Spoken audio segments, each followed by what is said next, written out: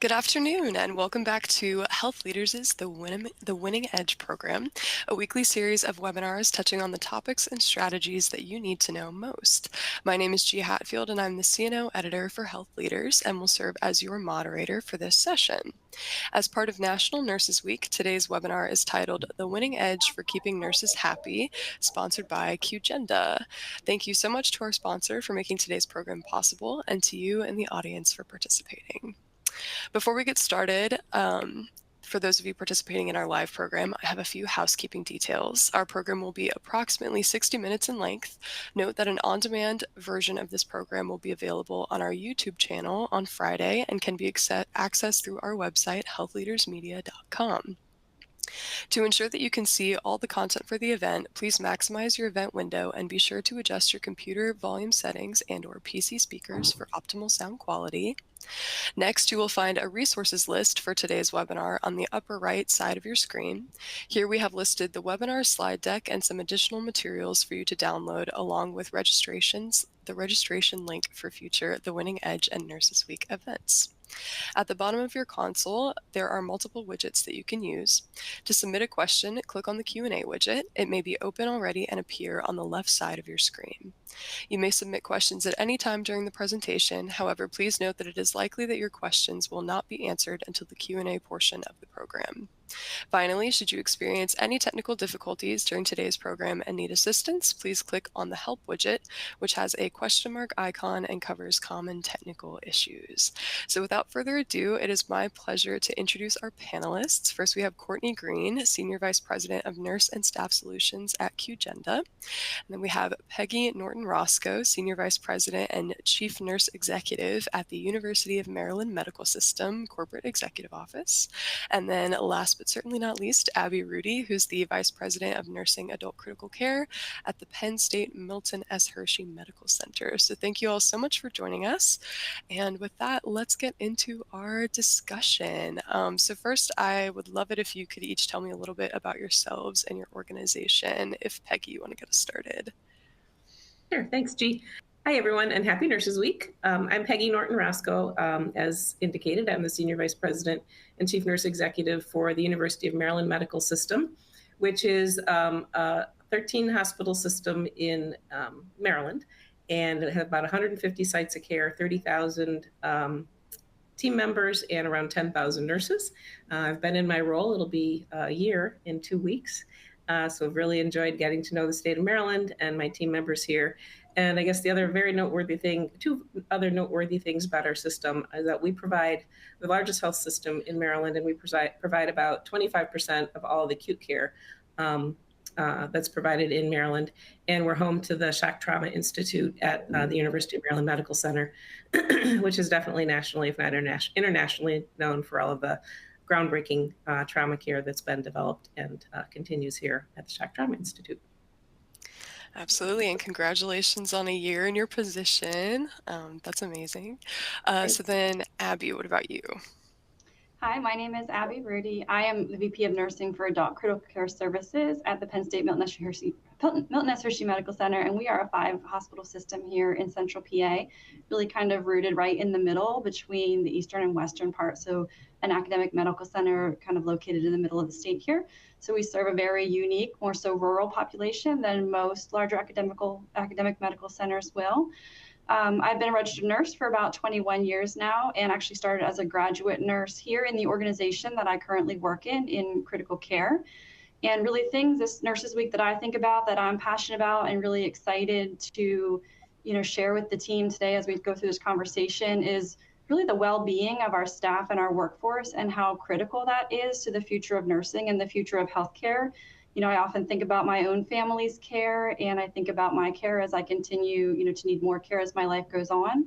And I think really taking care of those things in our workforce today are going to prepare them to be better caregivers for all of our patients in the future. On a personal note, I live here in Hershey, PA. This is the sweetest place on earth. It does smell like chocolate very often. And I have 2 boys, ages 16 and 12, and I'm raising them happily with my husband of 20 years. So thanks so much for having me today. Absolutely. Yeah. I'm jealous. I wish it smelled like chocolate in Houston, Texas. It does not. It smells like gasoline. And then Courtney, what about you? Thank you. Those were some great introductions. I am Courtney Green. I'm the Senior Vice President of Nurse and Staff Solutions at QGenda. Prior to my coming into the workforce management space, which I have been in for the last 9 years, I spent quite a few years in nursing leadership at an organization within Columbus, Ohio, where I still reside today. So I come to this with, experience from both sides of the coin. From being the nurse leader to someone who is having to live in the day-to-day of optimizing and working your workforce operations, to being on the side of a partner to help organizations. And so at QGenda, we are providing a leading healthcare workforce management platform, which is trusted by thousands of organizations to help them really optimize their provider and nurse and staff scheduling, their credentialing, compensation, time tracking, time and attendance for the organization. What really sets us apart is we're able to do that entire house approach, which is not uncommon for other vendors and for other organizations. But what really is a focus of ours is that we spend quite a bit of time making sure that everyone in the care team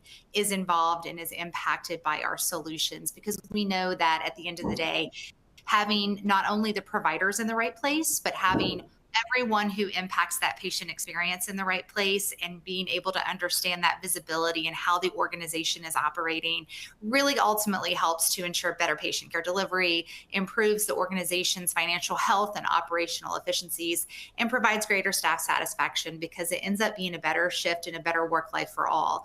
And so really, as it's Nurses Week, one of the things that I get most excited about with still being able to be a nurse leader in this space is that I'm proud to be part of a company that understands the demands of healthcare, and that every day we are working to build solutions that support the people in healthcare, the organizations in healthcare. Our only focus is healthcare, and really getting behind the people who power the healthcare workforce every day. Absolutely. Well, thank you all so much for those introductions. And now we're going to get into our topic today, which is retention, retention, retention. So, according to the 2024 National Nursing Workforce Study done by the NCSBN, 40% of the participating nurses indicated their intention to leave the workforce by 2029. And the top reasons for leaving, aside from retirement, were cited as stress and burnout, workload, understaffing, inadequate salary, and workplace violence. So that being said, retention is now more important than ever for CNOs and other nurse leaders. So my first question for all of you today is, what are some of the biggest barriers to nurse retention in 2025? And Abby, I'll kick it to you first. All right, thank you, G. I think for me, what I have seen, at least in the last almost 8 years I've been in my role here as the VP of Nursing, is a real big change in the mental and physical toll of patient care on nurses. Since the pandemic, really, we have seen such an increase in incivility and workplace violence, really from patients and sometimes their families. And it's been a really difficult space for us to navigate, with one, keeping our staff emotionally safe, but also physically safe. So we've had to really do a lot of work on workplace violence task force and engaging the staff in solutions to help increase safety and disrupt the pathway to violence. So really looking at strategies to earlier detect what sort of things might lead toward violence, whether it be verbal or physical, against staff, and put interventions in place to stop that sooner so that we're able to protect our staff. It's been really challenging to see that shift, definitely in the most recent years I've been in this role, but I would say over my entire career, workplace violence from patients and families was a rare sometimes thing, but is definitely an increasing, concern that we've seen more so in recent years. I think probably since the pandemic, we've seen some changes in incivility. Other challenges definitely related to staff workload from technology and EMR frustrations, as well as regulatory burden. Many requirements are making staff be pulled away from patient care, which is really one of the reasons why they became passionate about their career and got into nursing or other healthcare fields, because they wanted to be with patients. So helping to look for solutions for nurses and staff so that they can be with their patients, providing the care that they are most passionate about, I would say are my top concerns. Absolutely. And then Peggy, what are your thoughts? Sure. I certainly agree with Abby related to what we've seen from a workplace violence perspective, not only from patients and families, but also, unfortunately, sometimes from team members or families of team members who may enter the organization and display behaviors that can be concerning. And again, I think helping our team members understand how do we mitigate the escalation to violence when we have patients or family members in the environment that look like they're heading that way. So helping them develop the skills and have the tools they need, as well as the physical support with our colleagues in security and things like that they can visually see, feel, and hear, that we as an organization are focused on this. The other thing, that I think of, nurses get burned out, and Abby mentioned this as well, oftentimes because of the workload and the barriers within the environment.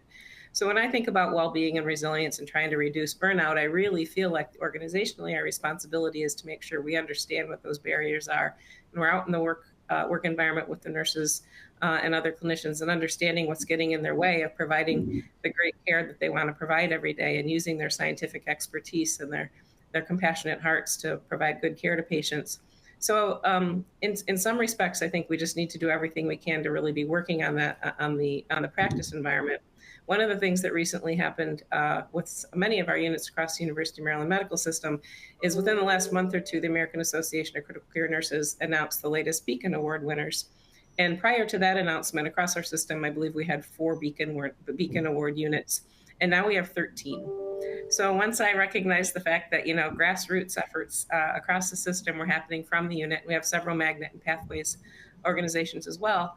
But I noticed this grassroots efforts from the manager level and the team member level, wanting to make sure that they could demonstrate their expertise, be rewarded and recognized for their expertise, and understand how well they were performing, so that they could measure their outcomes against the Beacon criteria. So I've really had worked with my partners in HR to really kind of start studying those Beacon units to tell me what's different about them that we could translate to the other departments. And when we look at our retention rates of our Beacon units across the system, they're at least 5% better than all of our other units, or better than we are as an organization as a whole.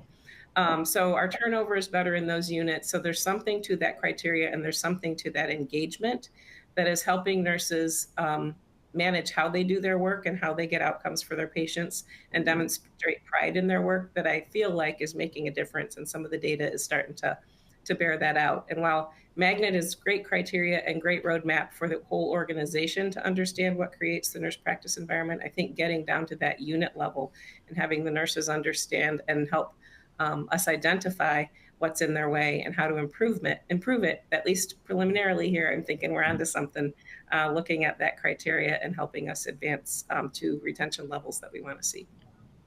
Absolutely. And congratulations again on those Beacon Awards. That's amazing work. And then Courtney, what are your thoughts on barriers to nurse retention? Listening to both of these, those are excellent examples. And coming from my viewpoint and the lens from, looking at the workforce and the workforce operation, we often are seeing, it's really less about a single barrier. It's more about that compounding weight of burnout for all the things that were just described here. And then also the desire for flexible staffing. And what does flexible staffing mean? It doesn't mean self-scheduling that we have done for years. I mean, if we look at solutions that are allowing us to input schedules into, a format that is digital, we were doing self-scheduling back when we were doing arts and crafts on paper and scheduling committees, and we were moving people around. And so that, is a place that, of course we want to be able to enable that, but what does flexible staffing really mean? And I think inflexible staffing contributes to that burnout, and the organizations that I speak to are really looking at ways to do it differently and respond to how we're managing and providing care today. There's a lot of focus on not only the gap and the burnout in nurses, but also in allied health staff. And how are we going to compensate those needs that are coming at us? And how are we making sure those education programs are available and that we are building that workforce? And so again, that compounding weight of the burnout, the inflexible staffing, and then career progression. I think that we are so blessed in nursing and really healthcare in general to be able to reinvent your career in nursing over and over and over again.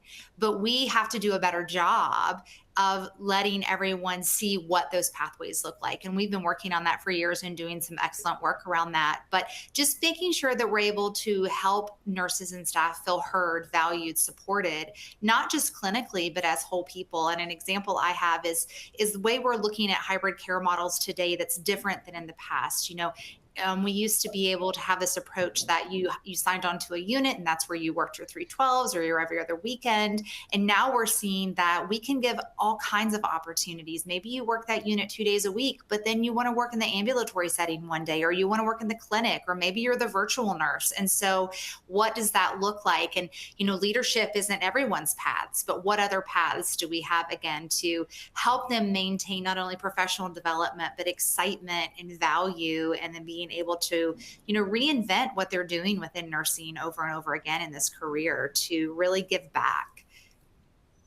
Courtney, I just want to add a little bit to what you said, because I think especially for early career nurses, when they might be frustrated within their first 6 to 24 months and wonder if nursing is really the right choice for them, which I'm sure almost every single one of us thought of at least once or twice.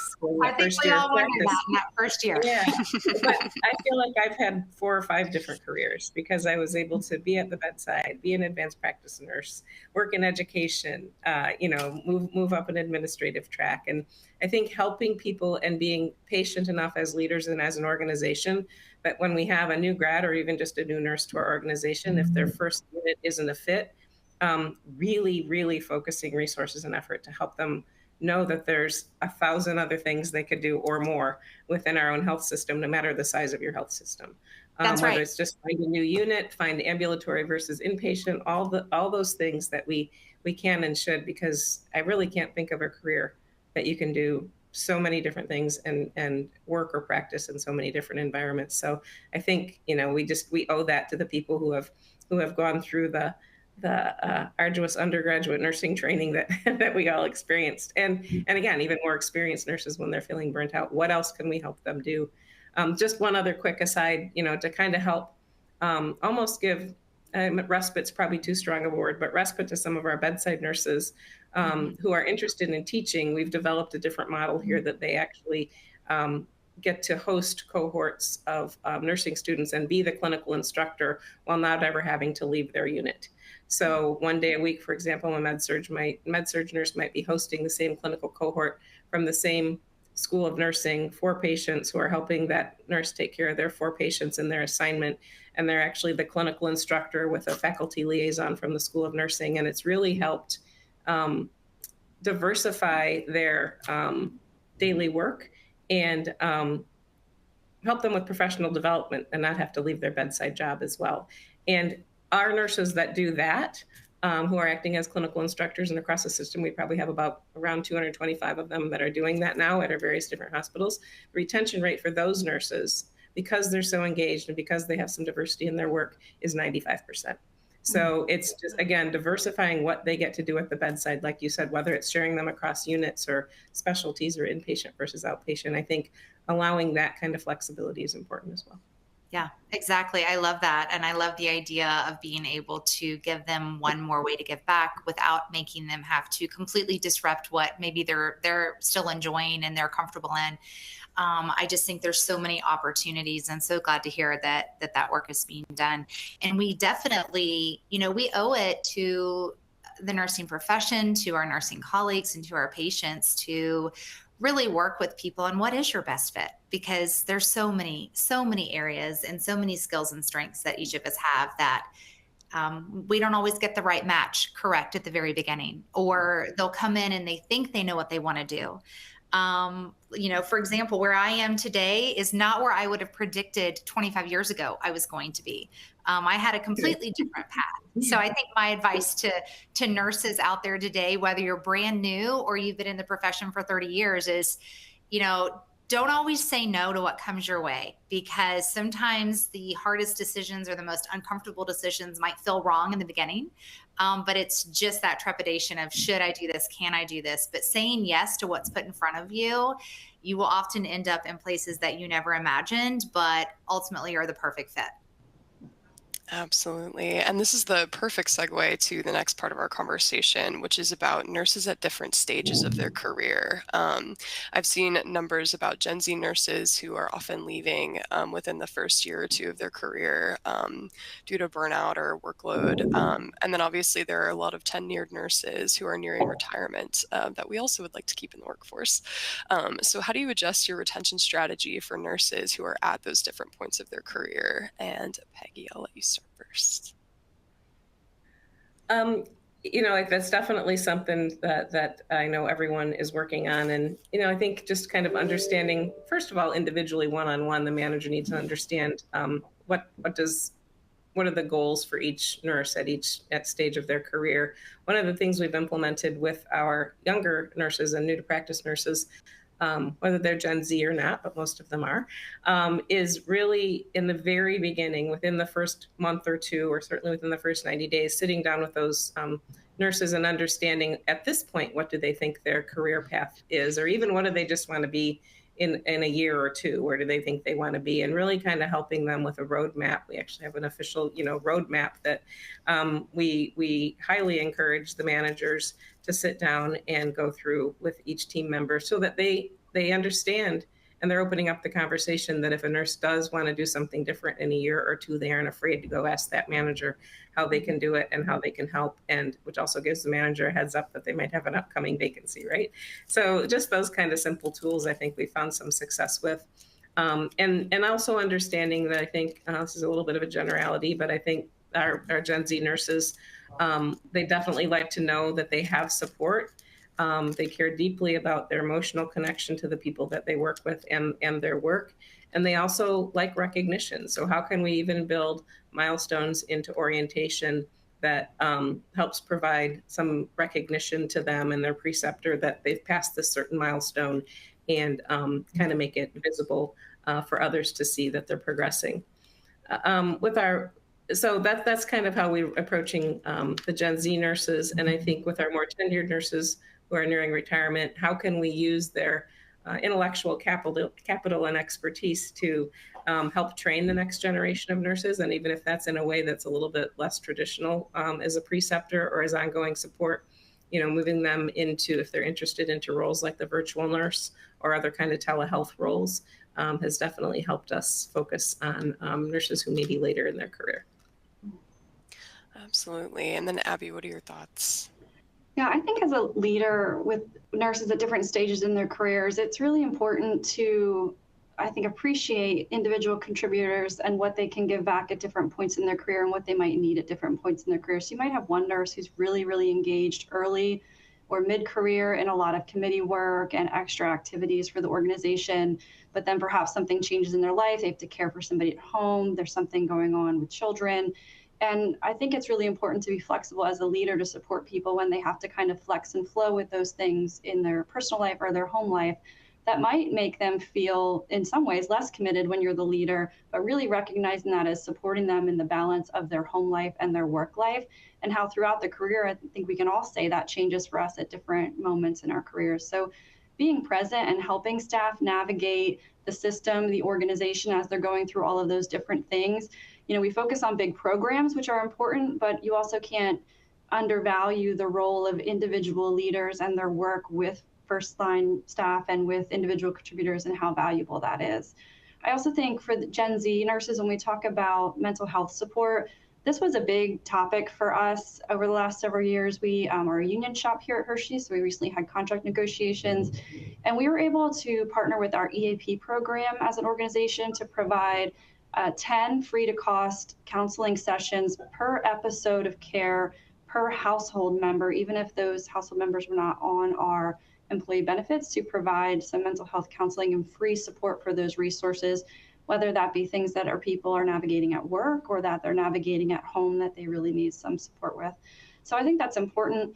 We're also looking, as people have different things changing in their life and care needs at home, how do we look at the flexibility of weekend options or perhaps seasonal positions for people who have school-aged children? So really trying now to think out of the box, and things where we would have maybe said previously, oh, that's just too difficult to figure out to do. We've had to really get pushed to figure out how to do some of those things so that we can keep these really fantastic nurses in the patient care environment, able to provide care and stay at the bedside as much as possible. And then, of course, with our more tenured nurses who are maybe closer to retirement, we've had great success with the emeritus nurse program, like I know a lot of organizations throughout the country have. So we've been able to retain those nurses. And that really is a fantastic program. If there's an organization who hasn't explored that yet, I really encourage you to do so, because you really get to keep that knowledge and experience of those nurses with your younger staff, able to coach and guide them, throughout they're still learning, how to do their roles as well. And then I think also maximizing the roles of our more experienced nurses as preceptors or charge nurses, so we can have them sharing what they have with that next group of nurses, so that the knowledge and the experience can be given on to the next group and used to really improve patient care and quality.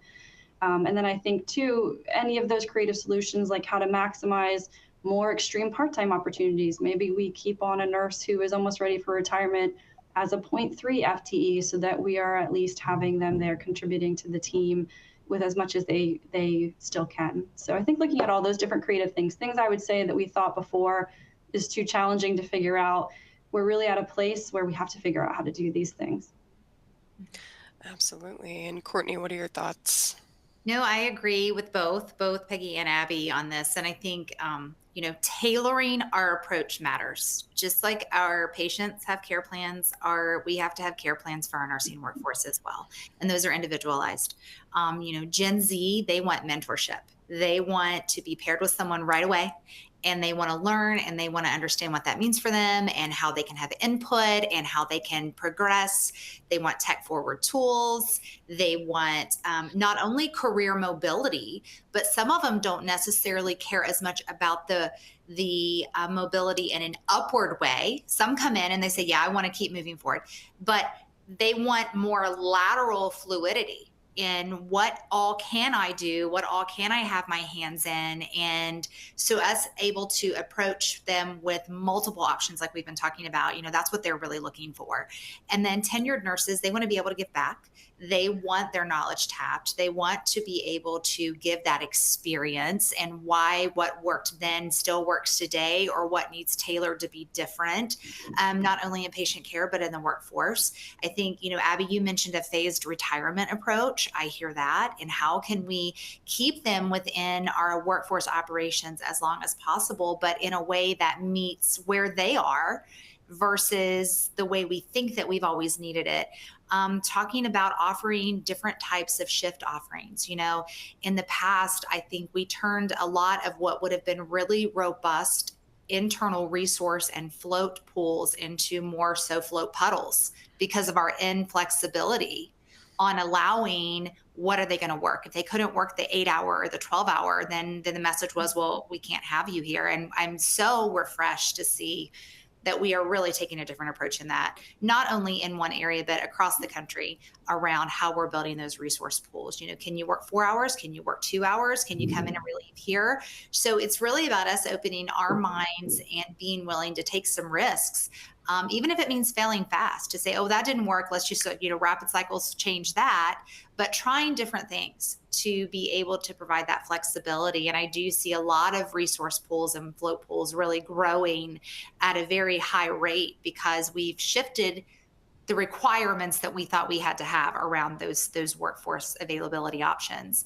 And then for nurses with caregiving responsibilities, which, right there at the bedside, flexibility and opportunity for respite, I think is non-negotiable. To be able to build in that time for resilience, to build in that individualized approach to what we think they need. Because, they are people and they have lives in and out of work. And we all as nurses know that, our caring and our empathy, it is never able to be turned off because we are caring for people at home and we're caring for people in our jobs every day. So those are the things I would add to what we've already talked about. Absolutely. And so, Courtney, you mentioned this a little earlier, and Peggy, you did as well. I want to talk about professional development opportunities a little bit. So what are some of those opportunities that each of you think health systems should offer to improve retention? And are there any certifications or degree program opportunities that nurses can pursue? And Courtney, I'll let you go first. Yeah, thank you. So I would have, first off, I would say leadership pipelines. making sure that we not only have identified who might be a great leader, but in asking them that question, because we may not, some that think they're not going to be great leaders, we see things in them that they don't see in themselves. And so being able to foster and nurture that and looking at that pipeline for leadership, we are promoting nurse managers at a much younger rate in their tenure today than we were in the past. And with that comes the reality of young families, the reality of different things within their lives that maybe we didn't see 20, 30 years ago that are compounding the work that we're giving them to do on top of their personal lives. And so again, that goes back to the flexibility and what they need to feel successful in their roles, and being able to really give them that partner, that mentorship to make them successful, because that's what we all want, is that level of feeling that we're doing our job and we're doing a good job at that. So those pipelines, but then not only just within leadership, but what other pipelines, what development do we have for fellowship within nursing, for different clinical skill sets, for what are the opportunities to expand on what they know and what they are providing without necessarily having to leave where they are before they're ready. So what do all of those different pipelines look like from an academic, a leadership, a clinical perspective? And then, CEUs and the cross training, and then who's offering tuition reimbursement? How are we supporting and celebrating certification? There's so much work being done out there and just giving back into the nursing workforce. But those are the things that I hear the most, combining that with digital platforms that are making learning more accessible and more trackable for staff today, because nurses should never feel stuck in their roles, because like I said in the beginning, this is a career where you can reinvent what nursing looks like for you multiple times over your time as a nurse. Absolutely. And then Abby, what are your thoughts?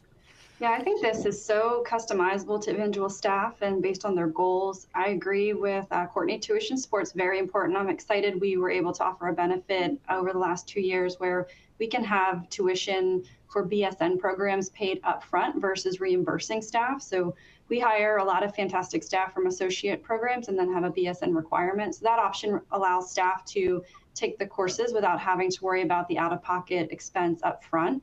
And I think that makes a big difference in staff's ability to kind of balance all of the financial circumstances they're going through while getting that BSN by providing that funding up front. So I think that's been a fantastic program that we have started. And then also looking at leadership development programs, how the organization offers both individual contributor development for how they can become stronger leaders as well as formal leaders. Both are important because you grow your leaders from that individual contributor position up. So making sure that we're not waiting until people take leadership positions to provide leadership development and leadership programs, really catching that as early as possible to build those skills and help them be the most successful. I know, Courtney, you mentioned a lot about pipeline programs, even lateral pipeline programs. How do we help people be able to work in multiple areas? That really provides a great respite and relief from maybe more stressful clinical situations to a clinical situation where they get a different type of fulfillment out of that. So that can help keep staff really rejuvenated in what they do. And then I think creating precepting opportunities for BSN and MSN students who have practicum requirements so that they can do their practicum time with staff and leaders at the organization really provides the organization an opportunity to see how those individuals might be as employees of the organization. How are their interpersonal skills? How are their clinical skills? Or how are their leadership skills for those in MSN programs? So not being afraid to take in those students and really work through them with those practicums. It may result in some really great staff or leadership hires down the road because it really provides time to work one-on-one with them. And then certification is critical. Participating in no pass, no pay programs. We do several of those with certifying bodies where staff can go ahead and take the exam ahead of time without having to pay up front with a certain amount of times to pass the exam. So I would encourage, participation in any of those certification programs. With the financial challenges just right now in the economy, reducing that upfront burden sometimes helps people take that one thing to worry off their list so they can get moving on some of those professional things that they would like to accomplish. Absolutely. And then Peggy, what are your thoughts?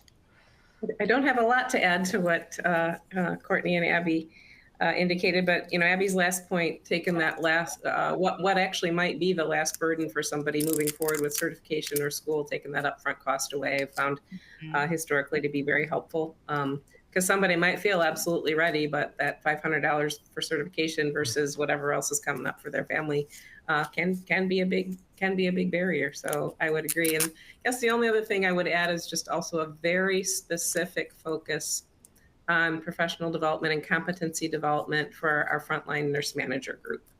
I think that's one of the hardest jobs in the world. I think it can be one of the most rewarding jobs, but we expect a lot of our frontline nurse managers, and especially given the inexperience and age of our nursing workforce being so young, and what the Gen Z generation would like to see as far as emotional support and mentorship. How do we make sure our frontline leaders are equipped with, for example, you can improve emotional intelligence. So how do we really make sure we're including, competency develop around what we probably formerly, and I've never liked this phrase, considered soft skills that are really the really important part of leadership, and not having those necessarily take a back seat to things like managers learning the financial acumen that they need to do their role, but at least as important as those kinds of things. So I think really studying the competencies necessary for those frontline nurse managers and developing them in a way that serves them and the organization is really important. Absolutely. Yeah. I like that you said you don't like the term soft skills, because I've always thought they're pretty necessary skills. So I don't know how soft they really are. But we've all kind of talked about this a little bit already. But obviously, nursing can be very mentally taxing, and it can, be a big disruptor for work-life balance. So how are you prioritizing nurse well-being and work-life balance, and incorporating it into your retention strategies? And Peggy, I'll kick it to you first. Well, I think like most organizations, we have a lot going on trying to understand what are the things contributing to burnout and how can we help well-being. But I'll go back to what I said in the beginning. I think one of our primary responsibilities is to make sure that we're making the work environment, the practice environment, as efficient as we can and as barrier-free as we can. But we do have a really interesting pilot that one of the chief nursing officers at one of our hospitals is leading for us across the system. And it's really looking at how do we train the leaders, and again, particularly probably starting with the frontline managers, on stress first aid, an evidence-based, scientifically based program to help those nurse leaders understand how they can start recognizing that fight or flight response in themselves when a stressful situation is coming up, how to handle it, and then how to help transfer those skills to their frontline nurses as well. And taking this one step further to really kind of evaluate what are the biometric responses that we might see in a leader when they're going through a stressful situation with one of the fitness ring devices and apps, to really kind of do a little study on those physiologic responses and how can we help people mitigate those physiologic responses to stress and how it impacts their well-being. So we've got a few interesting things going on from that perspective, as well as the standard approaches that obviously response if there is any kind of significant event with our EAP. And we have the RISE program here, where it's a group of peer coaches that can come to the aid of anyone in the system and they can respond immediately, while EAP may be a day or two later by the time an employee is able to get in touch with them, but have a really strong peer support program as well to help people mitigate the impact of those stressful events like workplace violence. Absolutely. That app sounds really neat, too. That should be interesting. Abby, what are your thoughts? Yeah, we've done a lot of work in the wellness space. We kicked off a system-wide Be Well initiative probably about a year ago here. We've offered a variety of things based on staff need. One of the more recent topics that we did for our staff was how to have good sleep for shift workers, because most sleep recommendations are for people who work the same schedule every week, all the time. But we really knew that our staff, who might be doing a mix of days and nights and flipping for personal reasons, needed some support for that. So we've been able to do some assessment there and see, again, going back to what is the need of our staff and what do they need? Sometimes what we think they need isn't what they need. So making sure we ask them, what is it that you need support with, and make sure that we're providing resources toward that. So I think that Be Well work that we're doing across the whole system is allowing us to share ideas between our hospitals within our system, and also ask for system support for resources that we believe that we need from that feedback that we're hearing from our staff. And then we have a really robust retention and resiliency council here that's led by one of our other VPs over the Children's Hospital.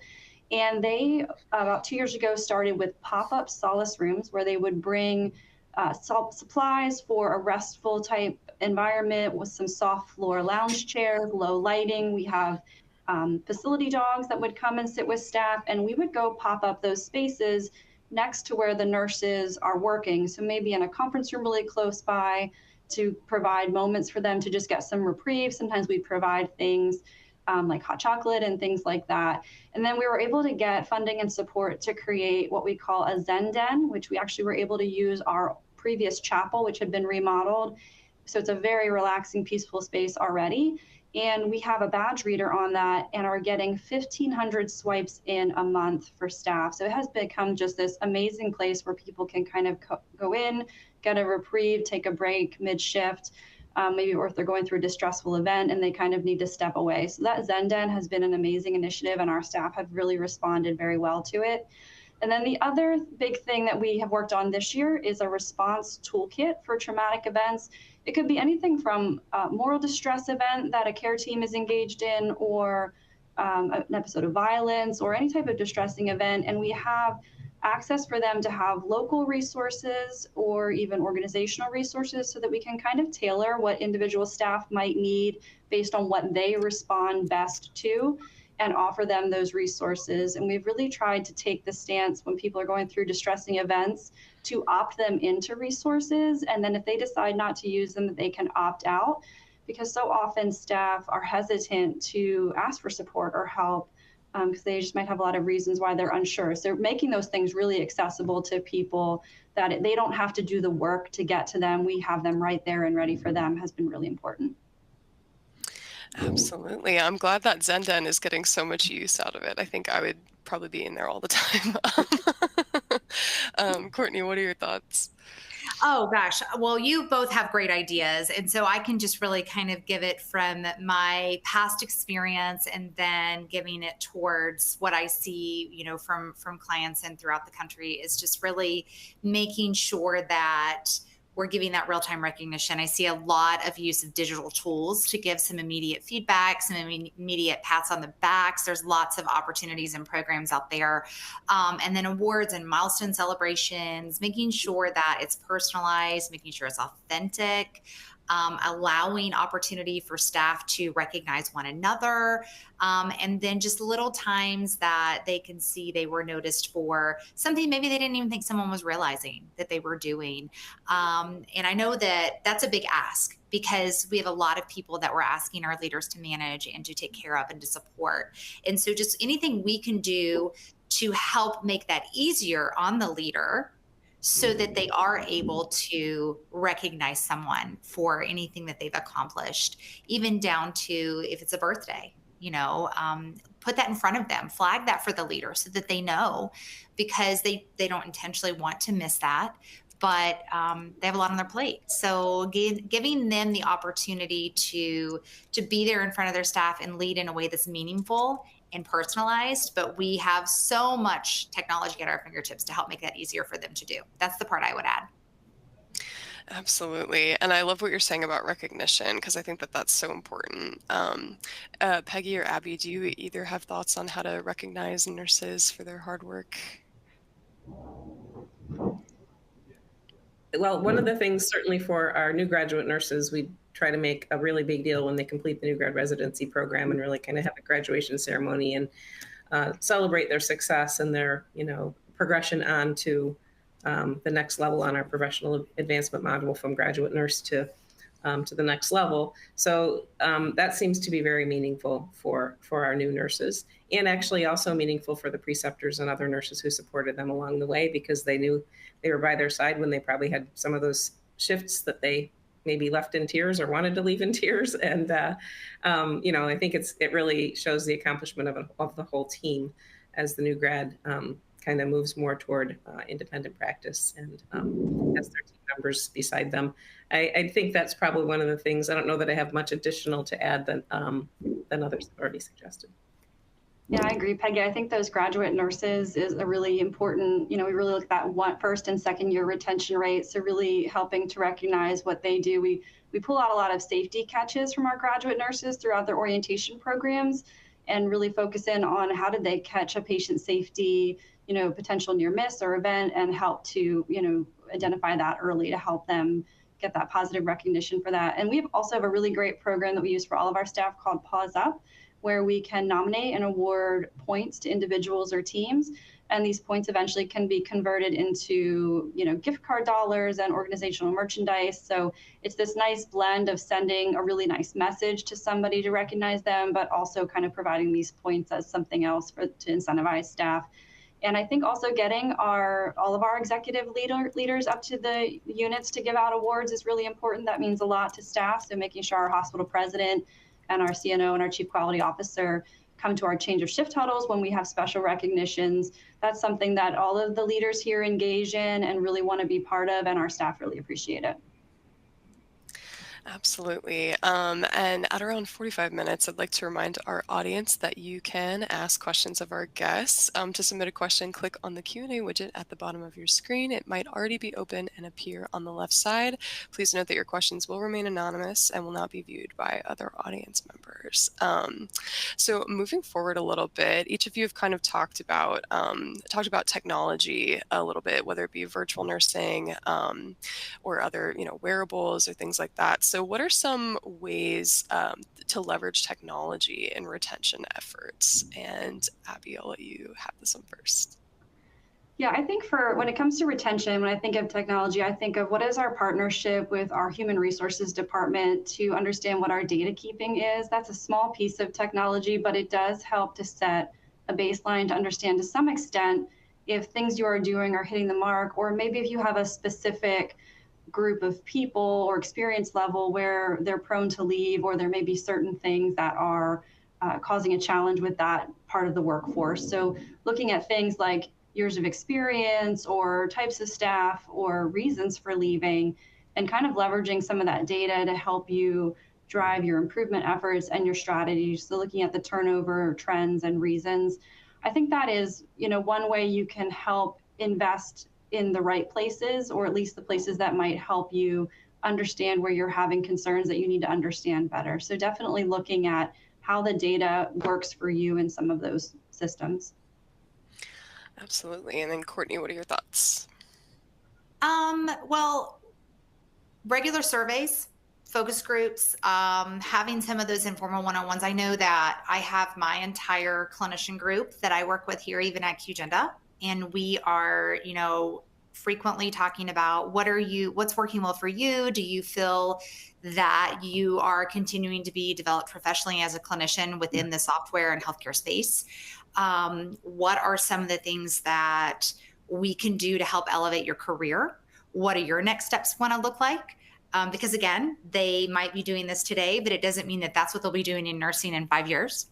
And so being able to really understand what's making them tick, what's making them feel that they're still contributing to healthcare, that they're still taking care of the workforce, and then also making sure that they have an opportunity to share with each other and to give feedback on what makes it a better team, what makes it more of a success, not only with their connections, because in our areas, in our space, whenever you are a nurse or a nurse leader who steps over into the partner world of helping healthcare move forward, you really have a personal brand that is on loan to whoever you are representing. And that is very important to nurses, to make sure that we never step away from what really we know is important within the heart of nursing and why we became nurses in the first place, and our commitment to the profession and the industry and our peers.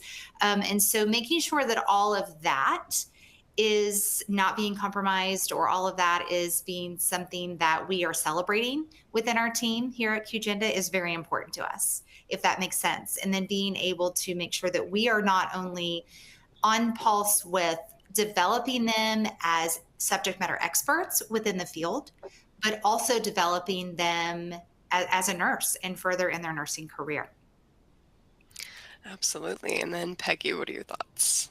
Yeah, I agree with Abby. Our partnership with HR about understanding where we are by team member demographics and overall turnover / retention is very, very important. And brilliant analyst that I think I have on speed dial here at University of Maryland who helps me through the dashboard quite frequently. And then additionally, I think for me, it also gets back to some of the technology we've implemented over the last year, gets back to what are we doing every day to make each shift better for each nurse. And one of the tools that we've employed through Epic is the precision staffing tool, which not only helps you make the nurses, it just does the exercise of the charge nurse making the assignments in Epic, so you know which patients you're paired with in the medical record, and everybody knows who you're taking care of. It also helps provide the whole unit's workload index, each patient's workload index, so then when you make an assignment, you understand what that nurse's workload index is compared to other people on the team. And when you have inexperienced nurses, you may want to be pushing them toward a lower workload index, and people with more experience can maybe handle a little bit more. But it also helps you understand, you can look back over time with each nurse and understand, are they disproportionately always tasked with a heavier workload assignment, maybe compared to some other people on their team. Could also help you understand maybe some other people on the team who maybe still need some development in caring for the kinds of patients, if they can really only potentially feel comfortable with a lower workload index compared to maybe some of their peers. So, well, like I said, we've been using this for about the last year in our med-surg units, and it helps us over time be able to evaluate that workload overall. And, we've all probably had those shifts when we were at the bedside that, if you had one more bad shift, it just might be it. But, and if a manager understands that they may have a nurse who's at risk, kind of looking at how that workload is balanced for them over their last several shifts and seeking them out to say, hey, this is what I noticed. Are you doing okay? Do you need anything for us to do anything different for you to help manage the work? Or to help you train up or whatever. Again, we're at the beginning stages, but as we've done some assessment of the team members along the way with a tool to help measure their satisfaction, it's showing some positive results. So that's a piece of technology that we're pretty excited about. Absolutely. Well, thank you all again for this excellent discussion. We're now going to move on to the Q&A portion of the program. So we would now like to invite you to ask live questions of our panelists. As a reminder, if you are participating in the live program, to submit a question, as I mentioned earlier, click on the Q&A widget at the bottom of your screen. It might already be open and appear on the left side. Please note that your questions will remain anonymous and will not be viewed by audience members. So we do have one. It says, I find that new nurses want to move to new roles very quickly without necessarily developing skills. So how do you manage that? And Peggy, I'll let you take that one first. Well, I think Courtney mentioned earlier, our flexibility in how we historically looked at things might need to change a bit, right? So I think, probably build some guardrails around what you need to see them achieve in a certain area before they can move on, but also understanding that if we don't provide them the opportunity to move on and do something different, are we at risk of losing them? And I think you also have to be cognizant over time. Is it a pattern that they want to move every 6 or 9 months? Because that's really when, kind of the accountability and responsibility really kicks in each role. I think just really meeting them where they are and understanding what they're seeking from a next role. Do they think they have to move to a different unit or a different department or a different organization to get that? Or if you can really understand what they're seeking, is it something that they can be provided and developed in their current role? But I do think we probably need to, I do think we need to be more flexible than we maybe historically have been, because I just remember it used to be, You can't even apply for a new position in the same organization to transfer to a new department unless you've been in your role for a year, for at least a year, for example. So how many people do we leave because they know they can go to another organization and get that experience? So I think we have to balance flexibility with stability as we look at those opportunities.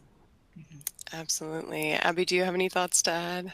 Yeah, I mean, I agree with Peggy. I think being flexible in that sometimes if you're keeping someone in a department or an area where they don't want to be, it can actually do more damage in a department than good. So understanding that impact as well, that sometimes keeping someone can be a little bit more challenging. I think individuals have different skills that develop at different paces. So one thing that we use here at the organization, we have like a formal coaching form. So when someone's looking at what they want their goal to be or their next opportunity, it's just a very objective way to help them evaluate what sort of key milestones or skills would it be best for you to achieve or accomplish before moving on to that next role, so they can feel like there's very specific progress or things to do to be able to take that next opportunity. So instead of just feeling like someone is saying, oh, well, you're just really not ready for that opportunity yet, they have things to actively work toward. And I think that goes back to what we've said a lot today about how we provide development opportunities and opportunities to grow. So someone feels like they're not stuck, but they have a path forward.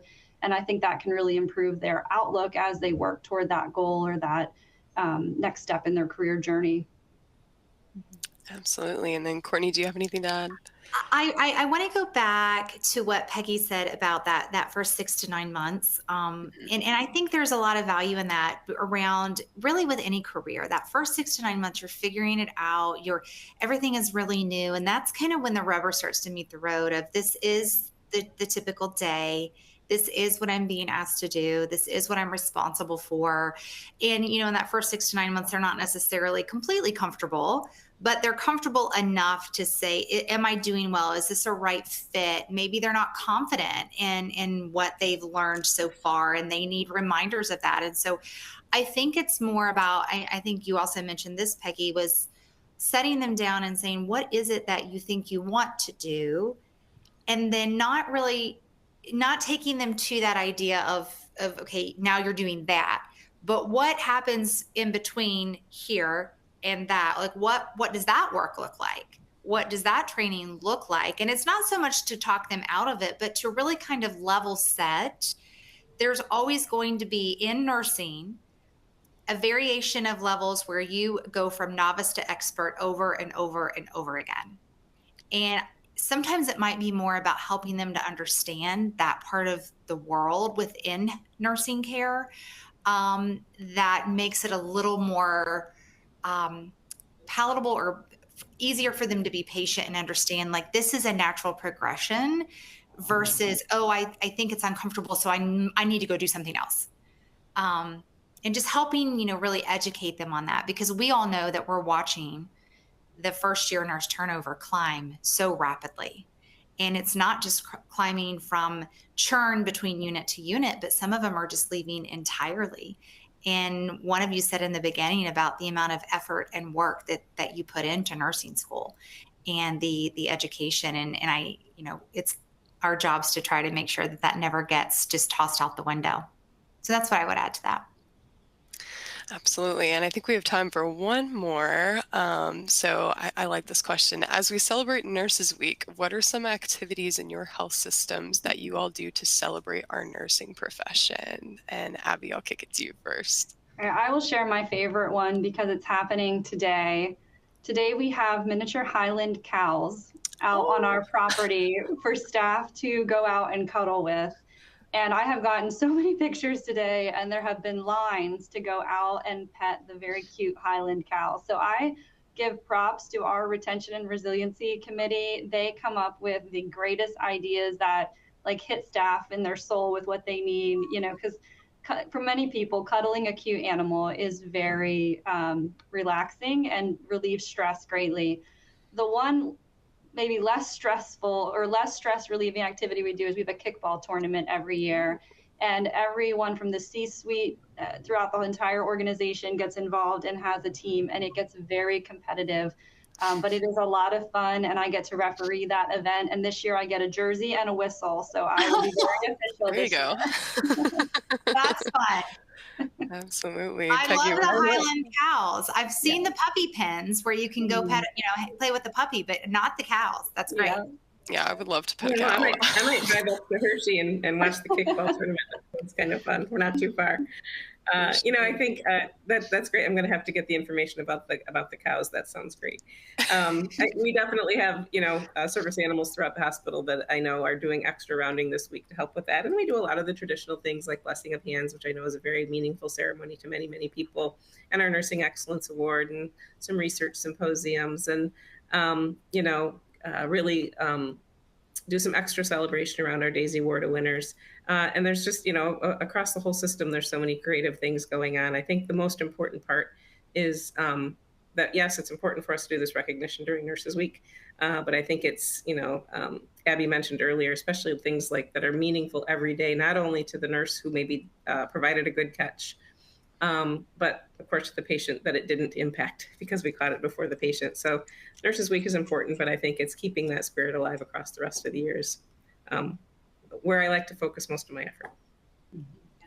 Absolutely. And then we're coming up on time here, but Courtney, do you have any quick last thoughts to add? Yeah. So for us, we, I wrote a letter to all nurses and all nurse leaders, and QGenda has published that today. And then within our internal teams, it's just about some more, individualized celebration. And then one thing I'm also doing, QGenda, we are really focusing on the amount of effort that the nurse leaders and the weeks and the stuff that you guys do during Nurses Week. And it's not always common that the nurse leaders are recognized for everything you bring to nursing as well. And so I am hosting next week a virtual candle making event for nurse leaders to register for. So it's out there on LinkedIn. You can find it on the QGenda LinkedIn, or you can find it on my own LinkedIn. But if you are interested, anyone on this, registering for that candle making event. And it's really about just a fun virtual interactive, getting the stuff to your house and just taking a minute for you to celebrate the nurse leaders and everything that you also still bring to the nursing profession every day. Absolutely. Well, unfortunately, that's all the time we have for questions today. In closing, please note that our next Winning Edge program on May 13th will cover the Winning Edge for Bolstering Clinical Technology. A live clickable link will appear at the close of this program, taking you to our registration page for that event. Remember to follow along all week for our National Nurses Week coverage on our website, healthleadersmedia.com. I want to thank our panelists once again for an excellent discussion, and our sponsor, QGenda, for making today's program possible. And finally, thank you to you and our audience for participating. We hope you enjoyed today's program and look forward to seeing you during our next Winning Edge program on bolstering clinical technology. Thank you.